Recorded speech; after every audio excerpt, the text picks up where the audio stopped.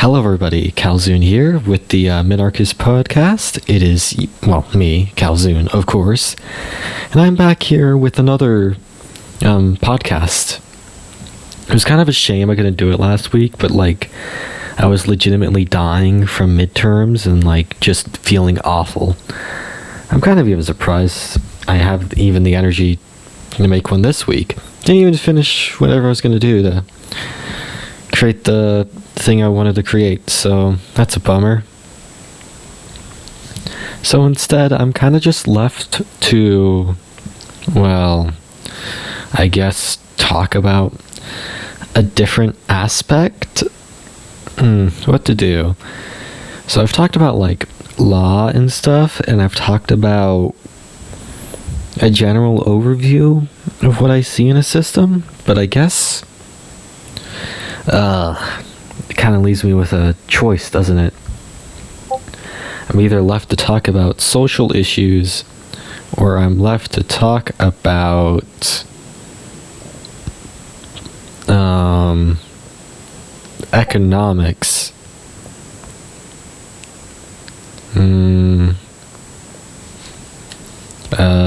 So I have to choose one of those.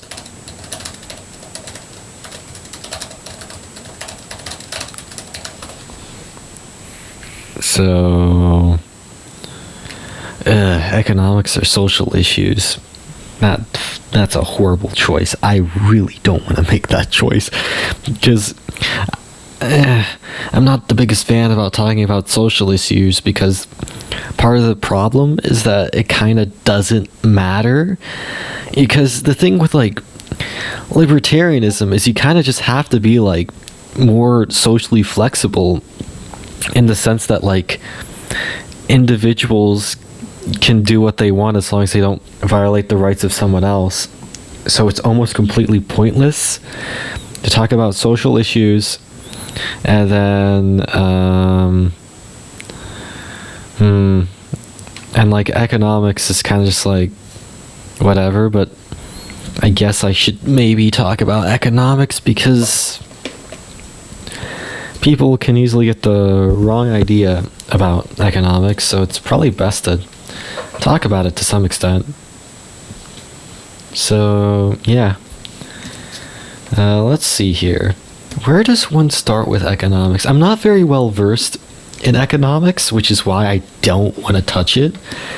I probably won't be well versed for quite a little bit, because I haven't really touched into the books. So that means I wouldn't really know what praxeology is, or how it works, or how you obtain anything from it, where the starting point even is. So I kind of just have to freewheel it, which, it works because literally people before me had to freewheel it on their own, so I'm just recreating their steps. But usually the reason why it's better than not freewheel it is because these people have already done the heavy lifting, so you can just use their ideas and move forward.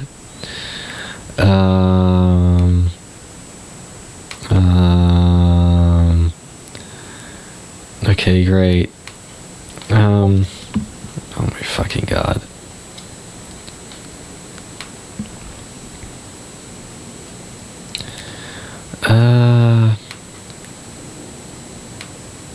Where was I?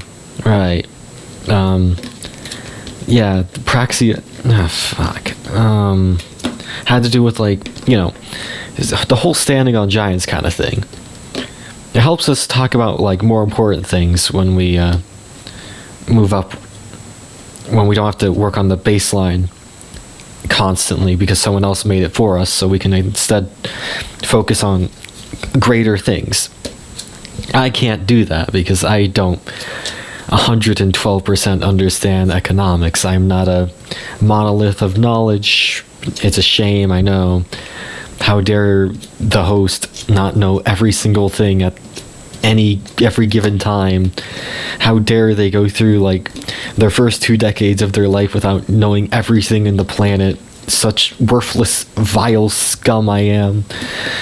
But if I was to, enough of that, let's just try. Let's see if I can even try to get into this and best describe what an economy is or why it is, and eventually reach the important things from there. Ugh. So, we exist. I think that's pretty clear. And since we exist, we have... Well, we're imperfect, and the world's a little bit imperfect. And because of that, we have needs and wants. So, that's pretty important. And I guess the idea that runs the entirety of economics is that, first of all, we are rational actors. We have needs and wants that want to be fulfilled, and we can rationally figure out ways to achieve said means or ends. Without those, you can't really do economics, I don't think. Because, like, let's think about it. If we have no needs or wants, literally nothing will ever happen, so we need to have needs and wants. We need to exist, otherwise we don't exist. You know, the second one presupposes the first one. That's why I put in the order I did previously, but then I fucked it up. Oh, okay. And then for the last one, if we can't make rational decisions or make choices at all to achieve what we want, or actions at all to achieve what we want, then there really isn't a point, because you might as well just roll a dice and say that's economics. But we're not rolling dice. We're actively making decisions. I think that might just be praxeology. I hope it is. If it's not, then woe is me. So with this, that means we're gonna do things within our ability to obtain the goods we need to meet our goods or needs and wants. Perfect, great, amazing. Now let's throw in another fact about the world into here, and goods are scarce. Oh no. Even if it's not like material goods, which are also scarce, the planet is finitely large, etc., etc. Our time on this planet is finite. The amount of space we can move is finite. The amount of energy we can use is finite. All of these things are finite. So this scarcity, the best way to deal with this scarcity to meet our ends and needs really forms the entirety of economics. So, if there is only one person, it's pretty simple. This one person will use their means, make the opportunity cost or whatever, collect whatever they need to meet their needs and wants, as long as there's enough resources left for them to do it, and they will do it. If there's not enough resources, they'll take the next best alternative. If there's one person, easy peasy, they just grab the things and they use it. There's no issue, there's no conflict, there's no competing wants or needs. It's just, I want to eat apples. There are apples that exist. I'm gonna collect apples. And that's it. That's economics with one person. It's basically nothing. They just wanted apples, so they collected apples and they got apples. Great. But of course, it's not that simple because, more than one person exists. And this is where we can start getting conflicts in needs and wants. Because, person A could want apples and person B could want oranges. And let's say A owns oranges and B owns apples. Great, okay. So they own these goods. They collected it somehow. Maybe they have trees or something, or a river that just ships down crates of apples and oranges to the respective homes. I don't know why, but it sounds cool and whimsy. So, what happens in this case? Because, one option is they just steal the other person's goods, but that would be an ethics violation, which I think I've previously covered, so I don't want to get into that. This is focusing more on economics, assuming people respect property rights. Because if you don't respect property rights, then it really doesn't matter. Like, if there are no property rights, or if no property rights are respected, people will just be like, I'm gonna take that thing. And if they can take it, it's theirs. And the people who can't take it, they just suffer and die, I guess. I don't know. I mean, that's kind of how nature is. It's very, like, cruel, and humanity is naturally in poverty and destitution in nature. So this is why we build systems to try to avoid this horrible state of nature. And I don't know why anyone would want to allow ourselves to return to this state of nature ever. So that's a completely different topic, and partially plays into why I'm not an anarchist. Moving along, with these two things, A owns these oranges, B owns these apples, and they want the other person's things, they could exchange for them. So, these two people meet up, and they try to barter for apples, oranges, and if they come to an agreement that they both feel like will benefit them, they'll make the trade, and if not, they'll just stick with their apples and oranges. Pretty simple, I think. And now you have an economy where you have these you have people who use their labor to collect goods, and when people want the goods of someone else, they can trade for it.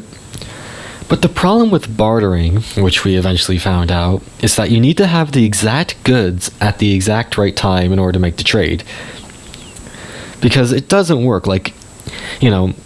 If you want apples, but this person only wants to trade them for eggs, you then have to take your oranges to someone who will trade them for eggs, so you can trade it for apples. And for some goods, like perishables, that time is just not something we can really afford. Now, can we? No, not really, because it can spoil before you can find someone to make the right trades to get what you actually want.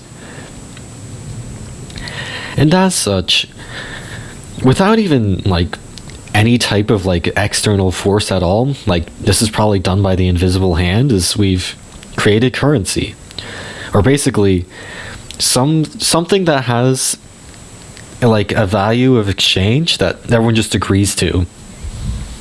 So the most common example is gold or silver or whatever.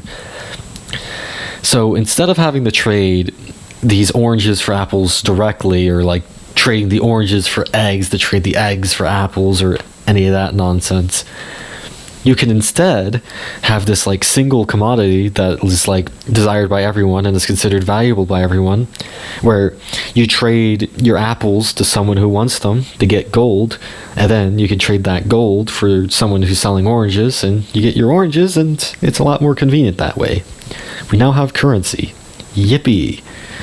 Because all currency really is just a medium of exchange for goods. I mean, currency has a value in itself in so much as people give it value. Though I guess I have to get into what is value. Because some people will say value comes from labor or how useful it is. But, there comes a few issues with each of those. I'm going to start with, how useful it is, I think. Which is the fact that, the diamond water paradox is probably the place to best start with that. Because, if things were dictated purely based on how useful they are, how in the world is a diamond, which basically has no use to the common person, worth way, way more than water, which is something we literally need to live? And the answer usually given is marginal utility, which is an important thing to understand.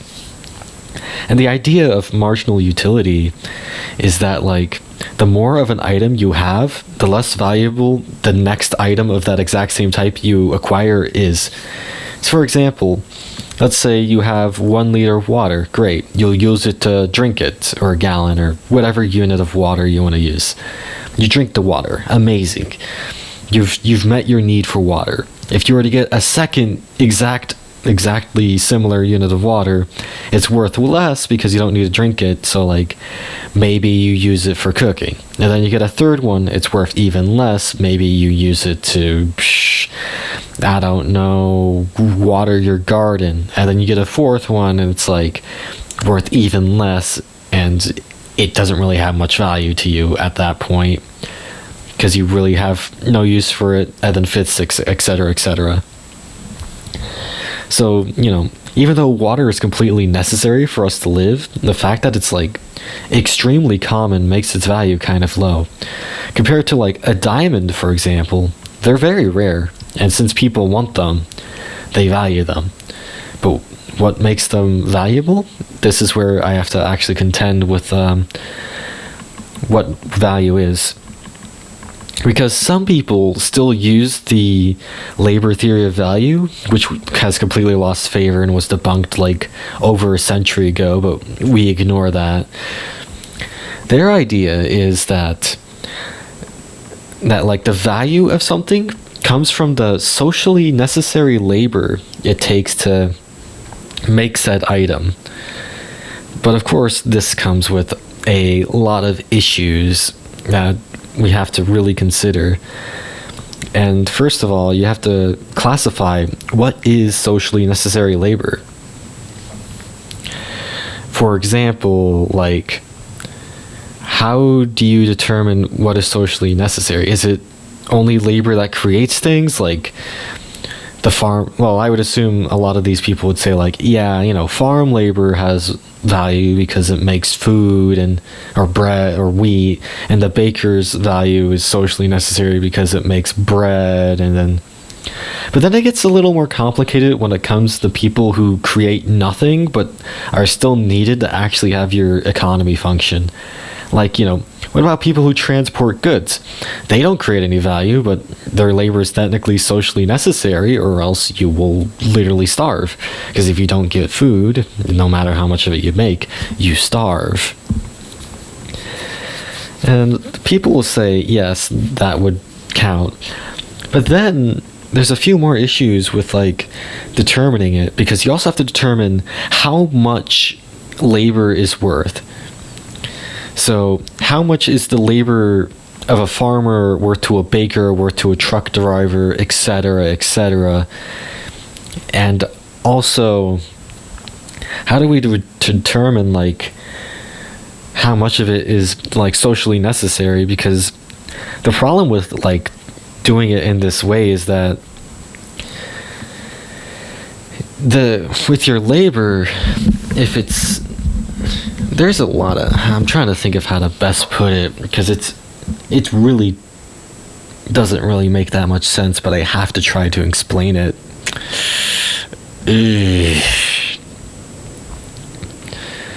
With the labor, because various things can impact the value of your labor. They have to say socially necessary labor, or else you can make a mud pie for 16 hours and it should be worth 16 hours of labor. So it has to be like, no, it has to be socially necessary. And that comes into issues. Because first of all, I guess it would have to take into consideration the quality of the labor. So if you're able to make 6 loaves of bread in 3 hours, and other people can only do that in 6 hours, the socially necessary labor to make 6 loaves of bread is now 3 hours, and the people who make it in 6 hours are just inefficient, I guess, in the Soviet economy and should be axed. But we should not even, I don't even know if we should even consider that point too much. And another issue is that, like, sure, it's socially necessary and it has value, but the problem is they can actually make their labor less valuable if they use too much labor to make too much of a good. For example, if you were to make 6 loaves of bread in a day, using 3 hours of labor, then great, you have 3 hours of labor. But if you were to make 12 loaves of bread in 6 hours, and that adds too much bread than people need, your labor is now worth less because it's less socially necessary because you made too much. So you've just lost value by making too much.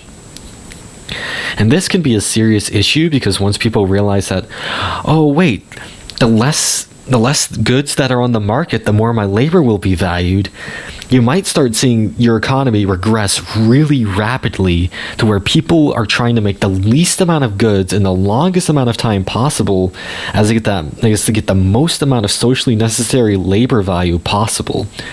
it's an easy way to just completely regress your economy into destitution. I'm pretty sure the Soviet system probably suffered to some extent to that ability or that issue alone, because it makes complete sense, right? Because, the more goods are on the market, or like the more amount of goods that are produced, and the less valuable each one becomes because of the previously mentioned marginal utility. So in order to make yourself more socially valuable, you have to purposefully make less goods so they pay you more for it. So, which is like, completely awful. It's almost like old school, like feudalistic artisanal work where people purposely, well, I don't even know if it was purposely, maybe it was just because we had no efficient means of mass production, but people would purposefully make only a very few amount of items, so that way the nobility had to pay a lot to get said items. The artisans got to live very well. But yeah, it's just that idea alone, just serious issues. Was there anything else I wanted to bring up? Because I was talking about how do we determine socially necessary labor, and it's almost impossible to do that. I can't think of it, so moving along.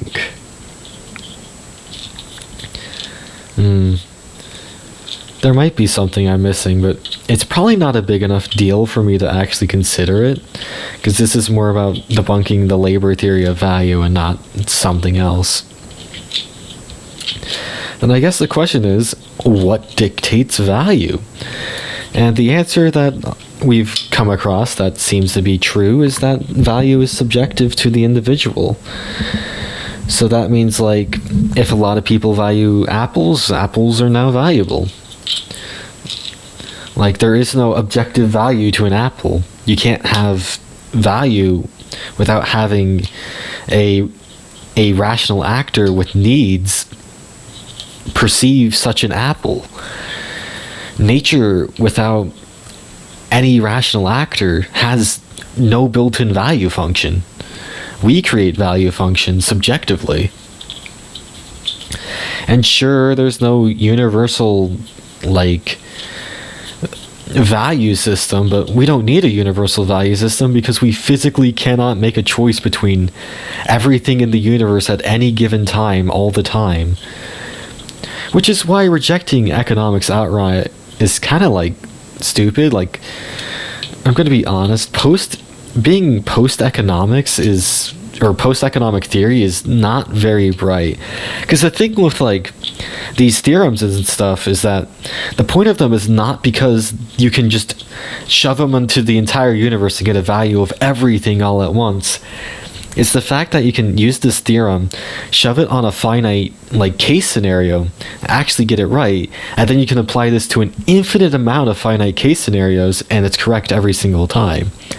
It kind of works a bit like physical laws in that sense, where it's like, you can do, like, energy comparison or energy state comparisons to find whatever you want, like, potential energy to kinetic energy, find the velocity of a dart after you shoot out a blowgun or a spring gun or whatever.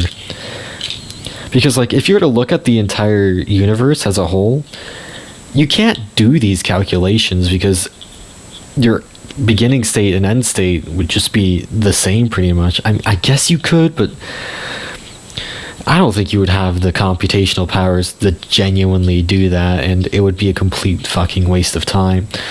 If it's possible, maybe it's not even possible, and it shouldn't even be done. What is entropy if you look at the entire universe? Yeah, etc., etc., etc. So, yeah. The only reason I was thinking about that is because I have ran into someone who just completely rejects all economic theories, which is, like, insane, because that means we cannot create value, we have no rationality. But from what we see, I don't think that's true. But yes, the value is subjective. That's great. And, marginal utility, opportunity costs, I think I built like the basics of economics. If there's anything I'm missing, tough luck, I guess. But then comes the like other part. I guess now we have to get into capitalism. How to best get into that? Well,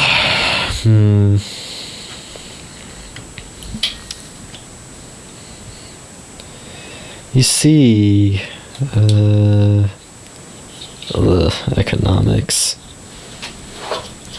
Why does it have to be about economics?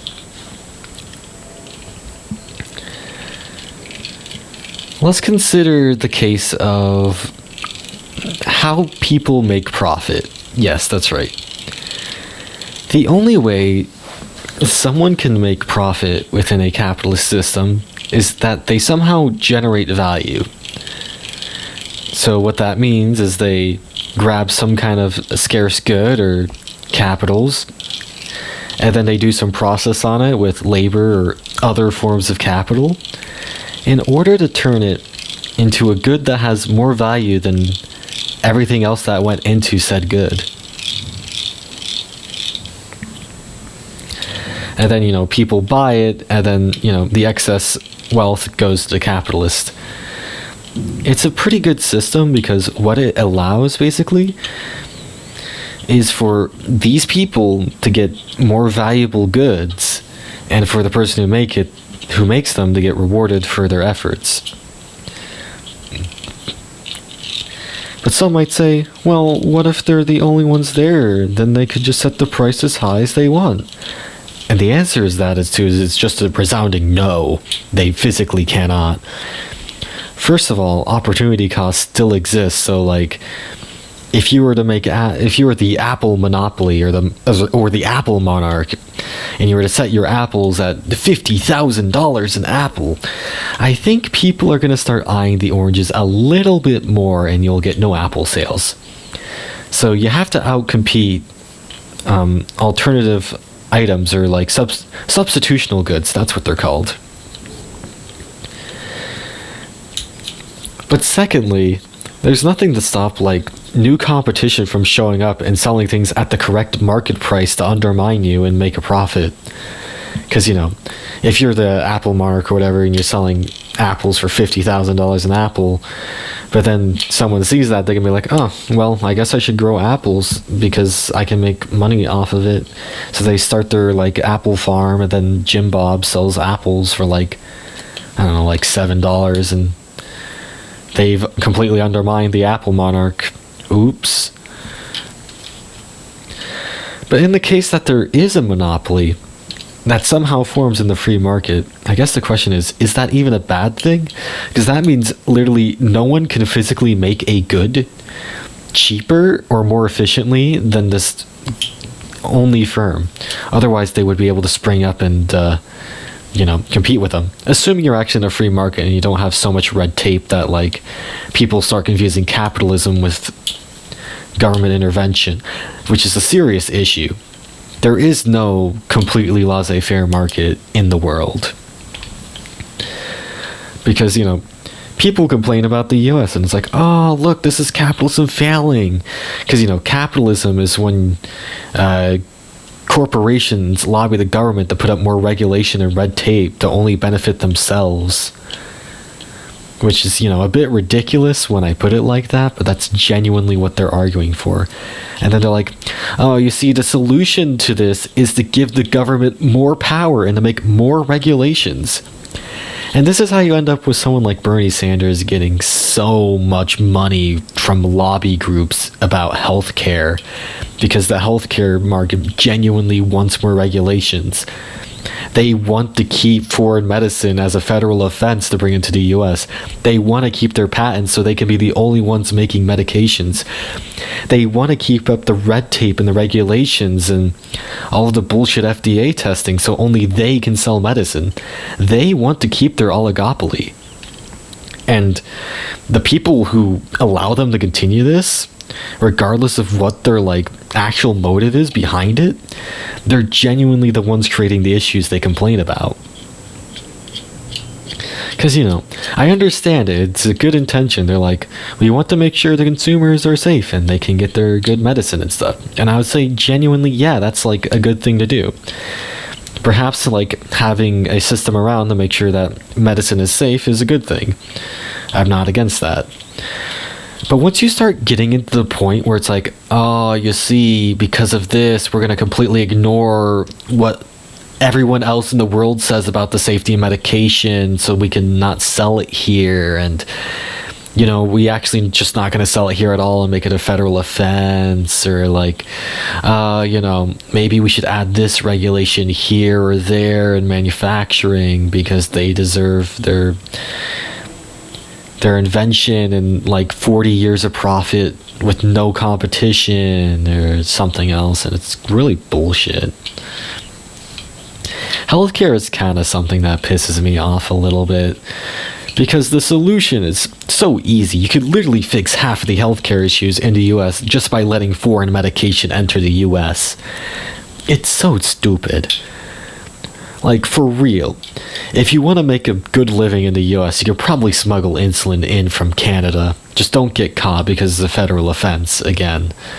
But like, the fact that I can even say that is ridiculous, that you can't make generic insulin in the US because someone patented the process for it.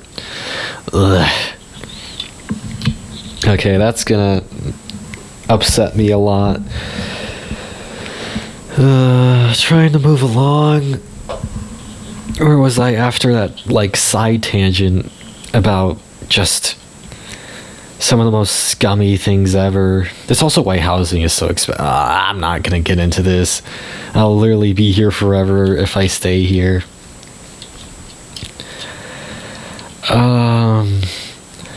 I guess some people will say, like, but what about fairness? These rich capitalists have so much money from making all these goods. Shouldn't they have to pay their fair share to society? Well, I guess I have to like compete with the socialists saying that we need to redistribute wealth. Firstly, they kind of already have repaid society by creating like excess value. Because like, if they weren't around, you wouldn't have any of the goods they made. So yeah. Second of all, for the like whole work being exploitative thing, if they weren't around, you wouldn't even have work in the first place with them either. So like, it's very strange that people say that like it's a form of slavery. I almost feel tempted to say that like, if they think it's slavery so much, how about they just like go out into the forest and make their own farm or whatever? But like, yeah, they don't have the ability to do that, because there's literally nothing stopping them from making communes in a capitalist society. They just don't do it, and I could never imagine why. It's just like, what else? But yeah, I guess it's like, do the people who have a lot of money have some kind of obliged duty to help out the poor? Well, it depends where you come from. If you believe in the theology that says so, then yeah. But if you don't believe in duty ethics, like you don't think you should be a slave to humanity for whatever reason, which is completely fair and valid, then no, you don't. You don't have to help out others in society or other people at all, even. Remember, the natural state of humanity, as I put it, is destitution and suffering. So by doing nothing, you're just leaving them in that natural state they were going to be in if it was not for you. You have no obligation to pull them out of said state. It would be nice to, and people are going to do it because they want to, but they don't have to. It's a bit brutal, it's a bit sad, but like, it's true. Because unless if you have some like higher duty ethics, or like you're being coerced by someone to do it, you literally do not have to. So it's like, what is it? Because otherwise, if you have to help people or you have to intervene in things, then by not intervening, you're automatically labeled as immoral. So that means you have to intervene in every single suffering of every single person if you have excess means, any excess means at all, or else you are completely immoral. And I don't think anyone with excess means would want to live like that or be like that. It also means that we should be very heavy-handed into a shit ton of interventionism across the entire globe. And I don't know if the people who push those policies would be very supportive or happy of that. Also, it kind of just turns the taxpayers into the slaves of the dependents, and I don't know if that's really good either. Because think about it. If we have some obliged duty to help out those who have the least, that means it would be completely in the right for us with that duty to go to these foreign nations forcefully and give them foreign aid whether they want it or not, and we're going to force them to take our foreign aid to be better off, and we're going to force people who have more to fund this by gunpoint, of course, because that's the only way a state can really do things, is by gunpoint. And I don't think that's really right, and also I don't think that's very sustainable either. Because if you're forcing the only productive people to be forced to give away what they make to those who aren't productive, they're eventually going to be disincentivized from being productive because, why do this when I can literally do nothing and be a parasite and survive? It's just not a system that can sustain itself. Because really, the issue of mandatory welfare is genuinely that issue, because it's oh, well, why should I work if I'm given enough to survive while doing nothing? And if you get enough people doing that, then you're supporting the entire economy on the backs of 5 people who actually make value and aren't worthless. And in a sense, we've turned those 5 people into slaves. Part of the I know they're going to say well, they can't be slaves because they have so much wealth, and et cetera, et cetera, et cetera. But part of the ethos of these redistributive ideas is to turn these people into slaves. It's genuinely slavery. There's a reason they never call slavery inefficient. Many Marxists will never call slavery inefficient because their system is actually slavery. But that's going to definitely trigger a few Marxists if they're listening. But yeah, they genuinely never call slavery inefficient, even though it was actually extremely inefficient. The US economy was basically completely stagnant because of slavery, and post-slavery is only when it started to boom again. Hell, you can even see it in the data where the places that had more slaves are poorer than the places that didn't have slaves, because, first of all, it's violating human rights, but we ignore that.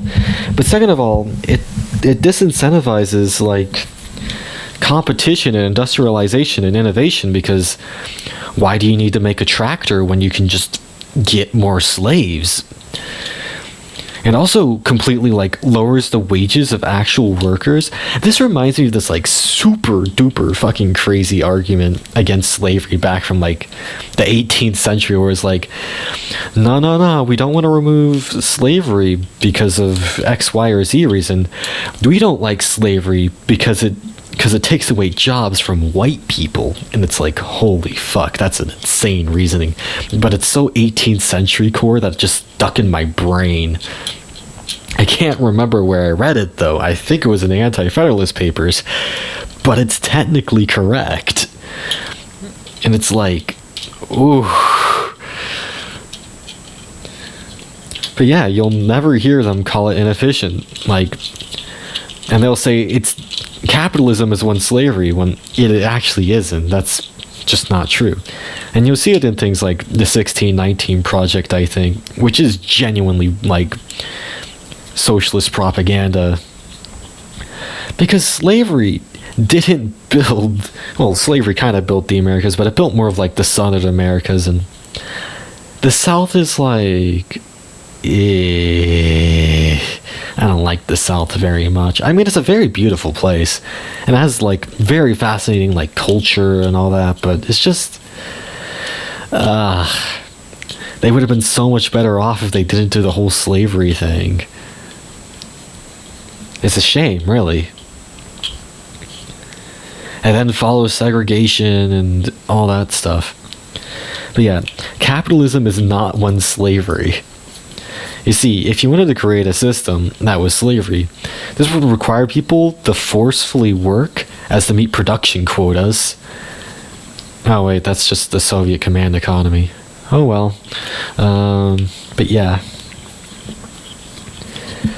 There's probably more about this. I'm just not one for talking about economics, I don't think. I just don't find it as interesting. Because, like, it's important. It's very important. But it's just not something I'm really interested in all that much to talk about. Because, I don't know. It's just...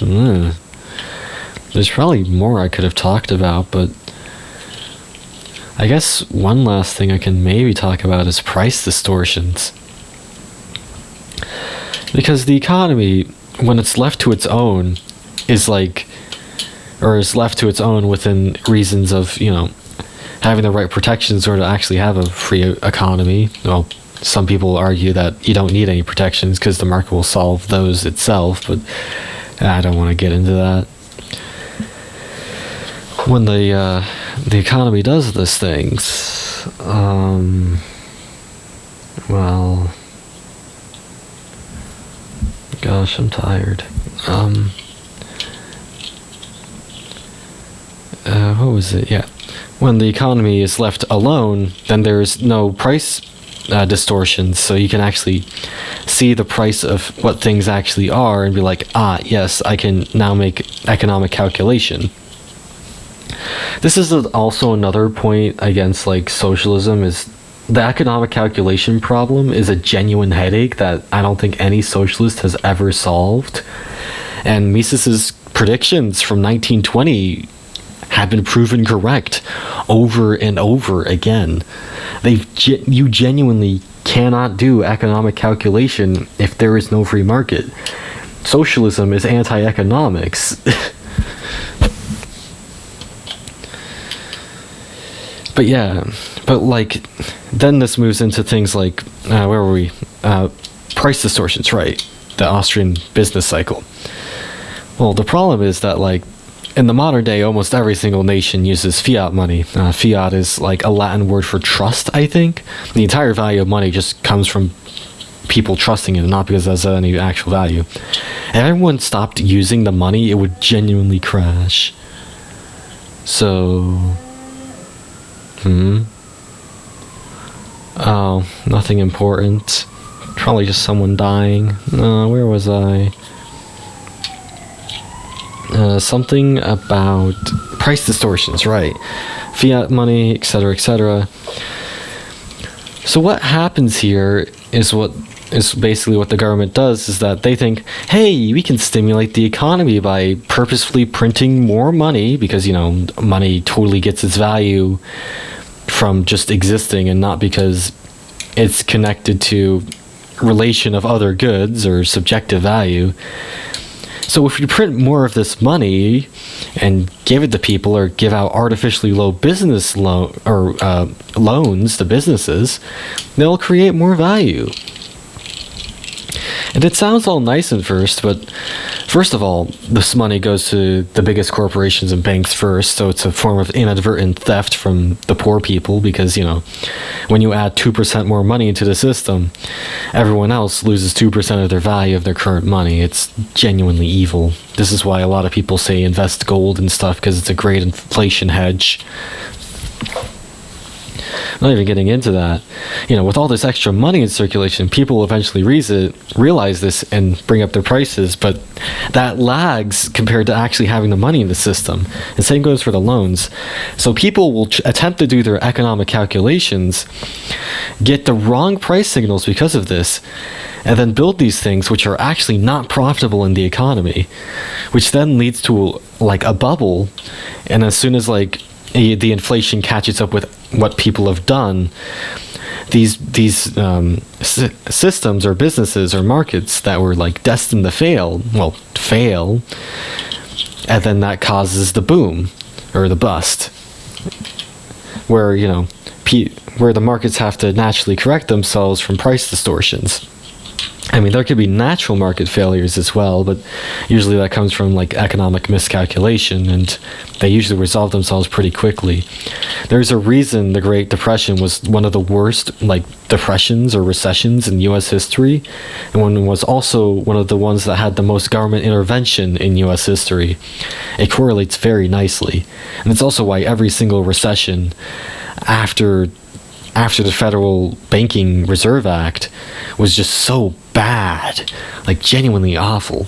Because there's only really two options: is either you let it go and it finally heals itself because there's no more price distortions, or you make the bubble worse by distorting it even harder, which leads to a bigger bust. That's kind of what we saw in 2008, and what we're probably going to see within the next few years, honestly, because since Donald Trump isn't making the bubble bigger by printing more money or abusing the Federal Reserve like Joe Biden was, we're going to have a recession. And honestly, the economy kind of needs a recession.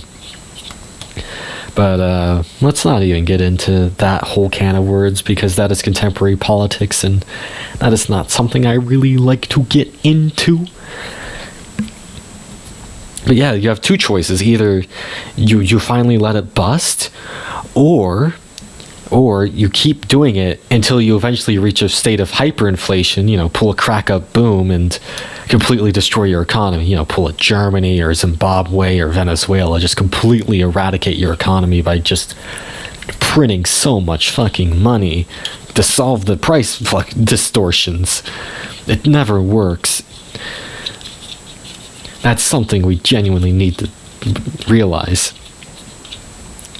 Like, Keynes' entire idea here was like genuinely insane, and also he believed war was a good thing for the economy, like inadvertently because of it, because it creates government jobs and it gets the money moving, which is like we've already established that like it's not money velocity that makes value, it's the like production of goods and creation of excess value that like actually leads to the value. You can't just move things faster and say value has been made. Like if I was to switch $100 bill for a crane and then switch it back, a Keynesian would say, oh, GDP is up $200, guys, when in reality nothing fucking changed, so it's pointless. And also, it can almost lead to a broken window fallacy if you're not careful enough, where it's like you basically do something which destroys something, but then you're just like, oh, well, this actually creates more jobs because it allows more people to do these things. I mean, that's kind of what the military is.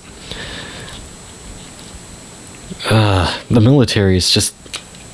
military technically isn't economic at all, but it has other purposes for existing, so it's very complicated. I don't want to talk about the military. But yeah, I'm not really sure what else to say about economics. I think I'm just going to leave it here because I probably sound a bit too rambly on it, because economics is not really a thing I've gone into too much depth into. I just kind of understand it from like passively absorbing it and stuff. Like, I can give my opinions or whatever on it, but I don't really feel like it. Though hopefully this is interesting, I guess. Hopefully. I don't even know if it is. But yeah. I guess I will see you all later. See ya.